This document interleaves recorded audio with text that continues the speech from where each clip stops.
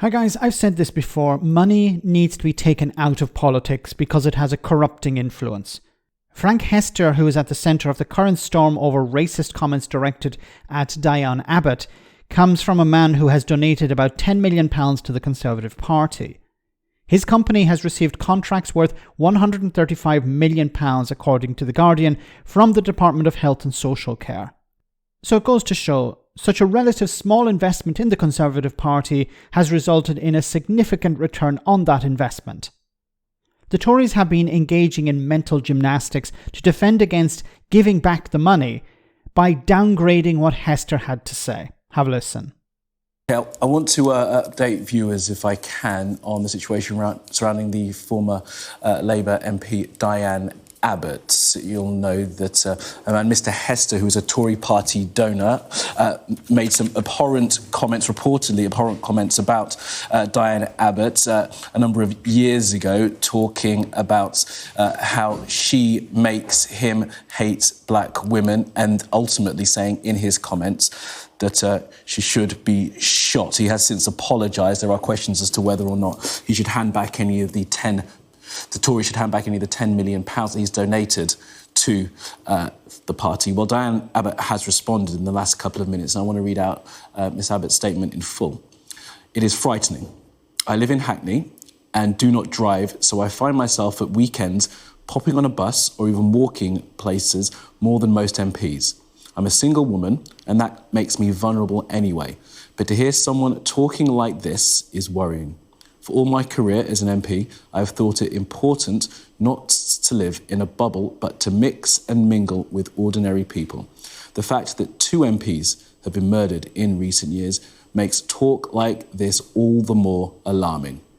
I am currently not a member of the Parliamentary Labour Party, but remain a supporter of the Labour Party itself, so I'm hoping for public support from Keir Starmer. Diane Abbott, they're making it very clear that these comments that have been reported from Hester have left her frightened and worried, and pointing out that she travels on her own often, and, of course, that 2 MPs have been murdered in recent years. So what has been the response from the Conservative Party? Well, the Secretary of State for the Department of Work and Pensions wants everybody just to move on. Stop talking about this. The guy has apologised. It's time to forget about it. Well, it's clear that what he said was inappropriate. He has, as I understand it, apologised for those remarks. I think the critical point here is I don't think what he was saying was a gender-based or a race-based comment, but it was clearly inappropriate. He has apologised, and I think we need to move on from that. Just move on, okay? Why does he want you to move on? Because what we're doing is we're focusing on the Tory donor here. The Tory donor who made these terrible comments. And of course, focusing on the Tory donor who made these comments will probably open a Pandora's box when it comes to perhaps Frank Hester himself. Maybe we're going to find more information that more comments he's made in the past. And also notice the response from the Conservatives is, this happened 5 years ago, we need to move on, stop talking about this. And he's not really racist because he's done business in Jamaica. So how would he be racist if he does business in Jamaica? Move on, stop talking about this. Because what it does is it shines a light on donors.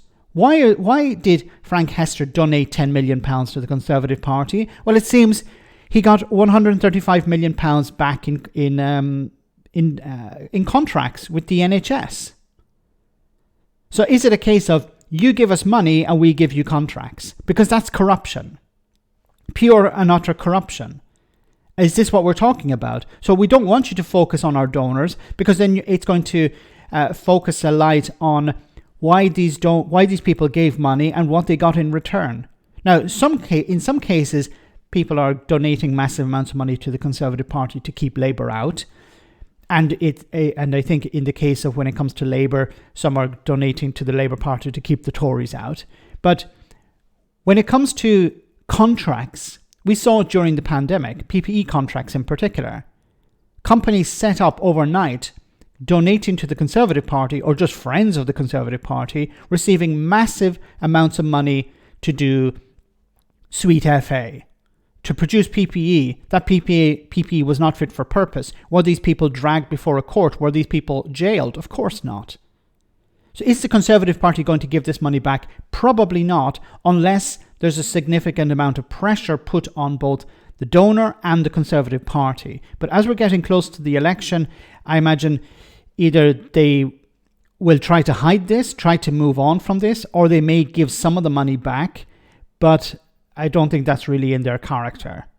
Because if they start giving money back, then they'll have to give money back to a lot of people. A lot of people who donated and got something in return. So what Mel Stride and others want you to do is to stop talking about this, move on, and forget about the whole affair. But we shouldn't. We need to focus on these people, need to focus on why these people are giving money to the Conservative Party and what they're getting in return. Let me know in the comment section, guys, what you think. As always, your comments are greatly appreciated. Thanks a lot.